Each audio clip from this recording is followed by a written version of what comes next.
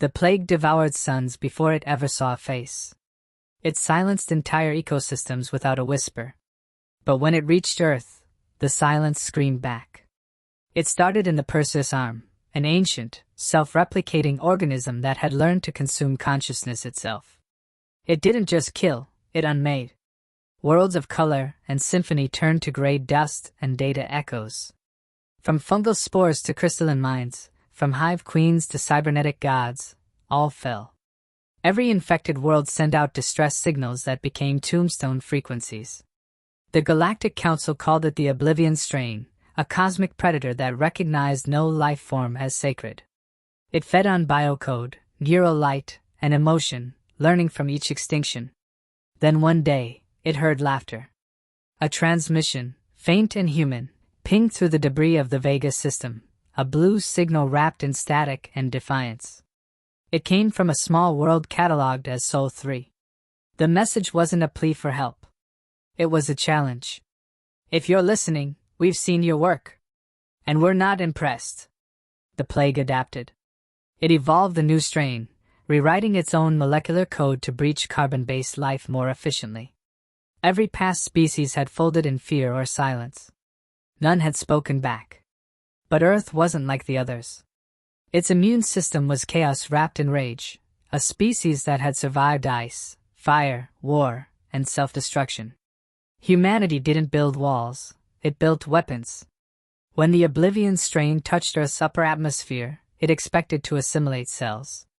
Instead, it encountered something new, a biochemical scream that made it recoil. The human genome fought back with mutation, unpredictability, and madness, rewriting itself in real time.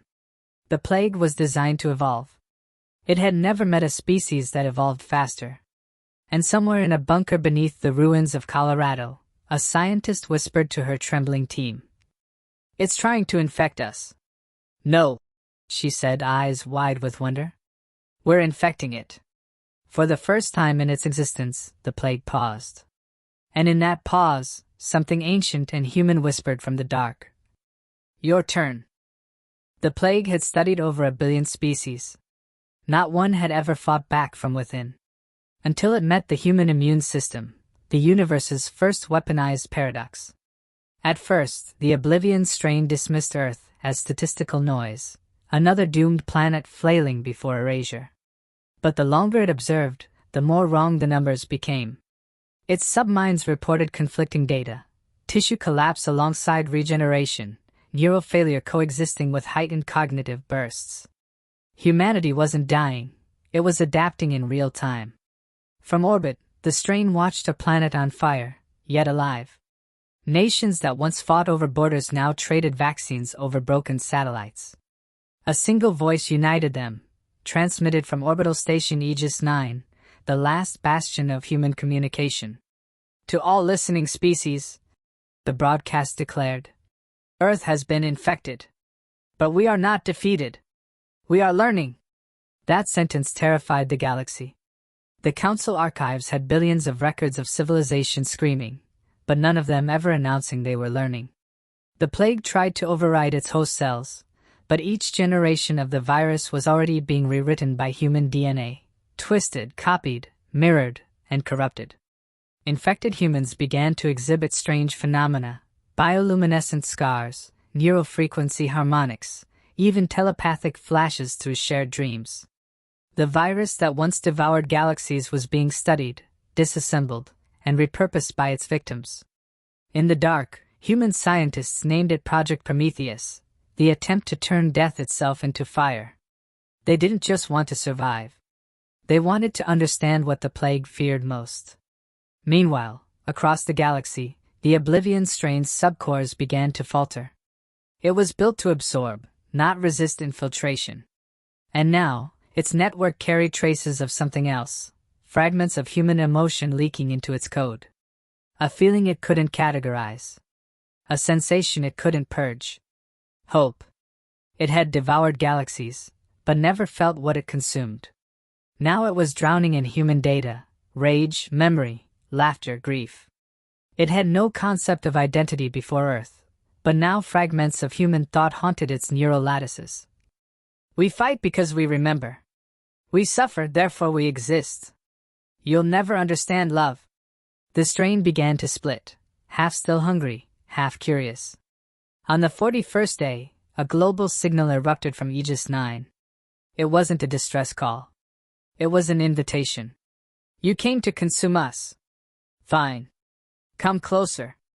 Learn what it means to be human. Every infected molecule on the planet surged with new energy, a hybrid code, half virus, half human, pulsing in rhythm with Earth's magnetic field. The plague had reached every world it ever touched. But this time, something unexpected began spreading backward through its own network, a counter-infection, born of humanity's chaos and compassion. And as the stars flickered across the void, the Oblivion strain finally understood what every other species had never been, afraid. Somewhere, light years away, the first infected plague world pulsed with a new heartbeat, human. And the galaxy watched as extinction itself began to mutate. Across 10,000 dead worlds, the plague began to dream. And every dream spoke in a human voice. In the void between stars, silence had always been the plague's kingdom. But now, there was noise. Echoes. Laughter. Memories that weren't its own. From the depths of its own network, it saw visions it had never experienced.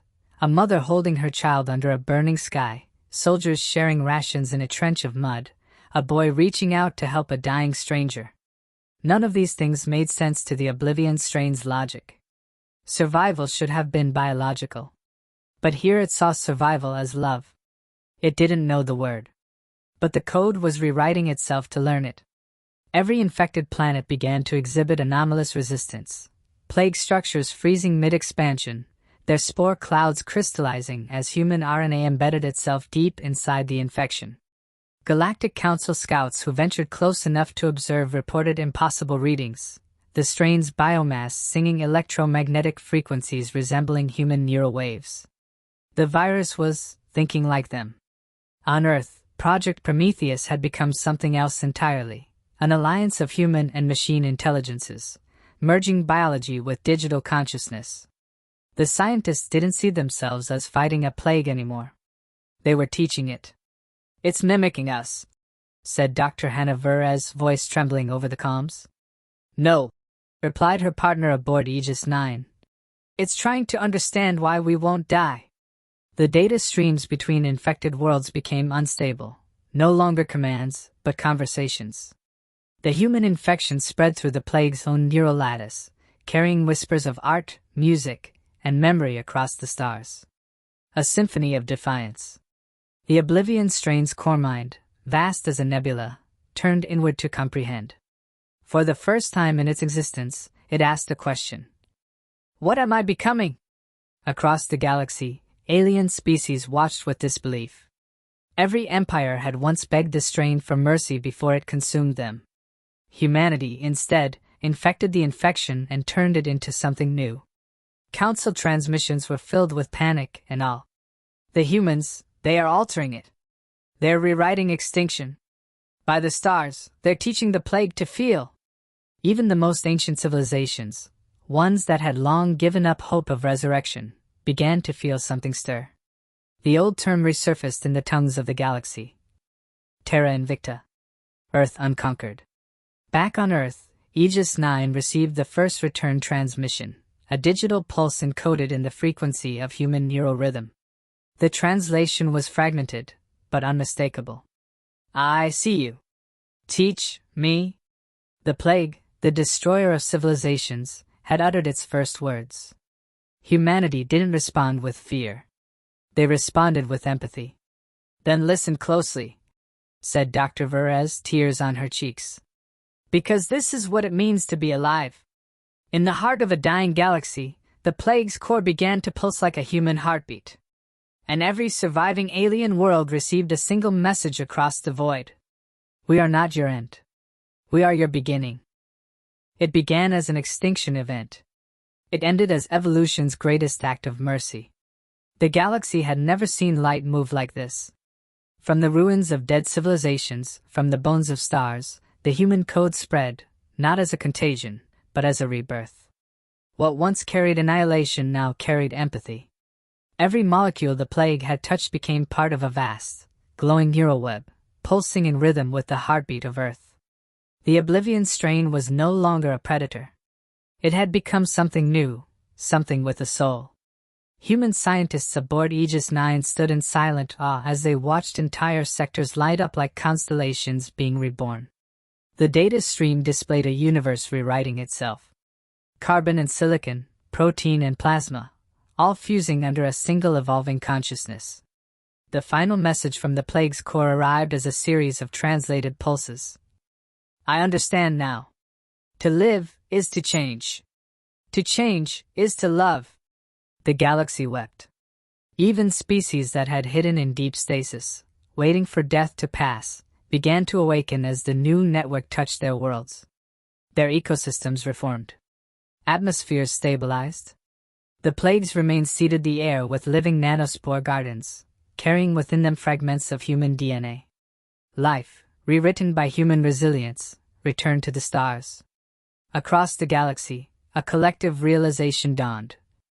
Humanity hadn't just survived the end of all things, it had cured the concept of extinction itself. Every world the strain once destroyed now bore the mark of rebirth. Forests of silver biolite bloomed where glass deserts once stretched. Seas of luminescent plankton danced across moons that had been sterile for millennia. And in each spark, in every strand of new life, lay the same genetic whisper. Made with humanity. Years later, when the Galactic Council finally reassembled, their archives recorded a new classification. Type H civilization, the healers. Species whose defining weapon was empathy, whose immune system was defiance, and whose existence rewrote death itself. Dr. Hannah Verez stood beneath the growing dawn of a healed Earth, speaking into the same transmitter that had once carried humanity's challenge. We didn't destroy the plague, she said softly. We gave it something to live for. Her words traveled farther than any weapon ever built. Farther than fear. Farther than war. In the deep reaches of the void, where galaxies whispered to themselves, the remnants of the old plague, now reborn as the living light, hummed with voices of every world it had once erased. Among them, one voice always stood apart. Human. Laughing. And for the first time in all recorded time, the universe itself seemed to breathe. The plague came to end life. But humanity taught it how to begin.